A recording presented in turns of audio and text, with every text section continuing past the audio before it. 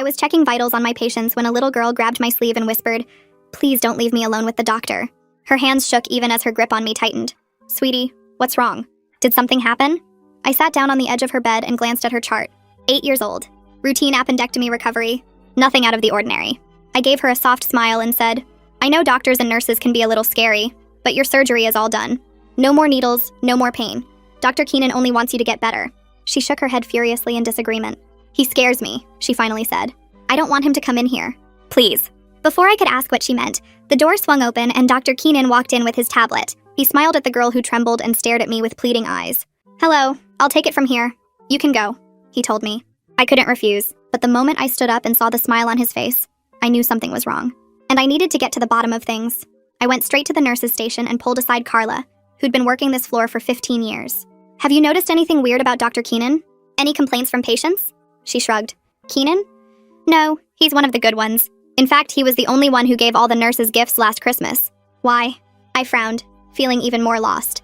"Well, one of the little girls on this floor is completely terrified of him." Carla tilted her head in confusion. "That's strange. I've never heard anything like that about him.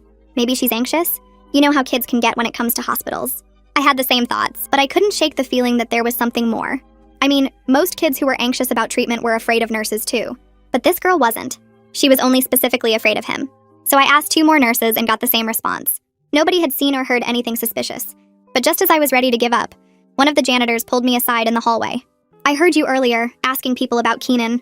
I saw him doing something strange last week," he said quietly. Then he paused, looking around to make sure nobody else was listening. He was in the medication stockroom, taking things from the locked cabinet and hiding it in his coat. When he spotted me, he just said it was for a patient. But what's weird was when I told him he needed to log it.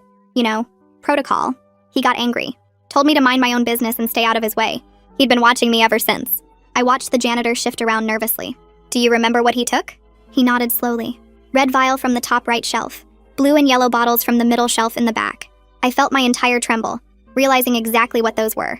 Anesthetics, sedatives, medications that could knock someone out or worse if used wrong. "Why didn't you report this?" His face wrinkled up as he said exasperatingly, "I'm a janitor. He's a handsome doctor. Who are people gonna believe?" I patted his shoulder. "I believe you." "Thank you." I turned around and ran back toward the kids' room, but when I entered, the entire room was empty. The bed was made, the monitors were off, and there was no sign of the little girl anywhere. My mind started racing in a panic. I ran to the front desk on the floor. "The girl in that room. Where is she?" The receptionist checked her computer and blinked back at me. "She should be in her room. Nobody's checked her out." I slammed my hand on the counter. "She's not there. What about Dr. Keenan?" He clocked out 20 minutes ago," she stammered. I called security immediately.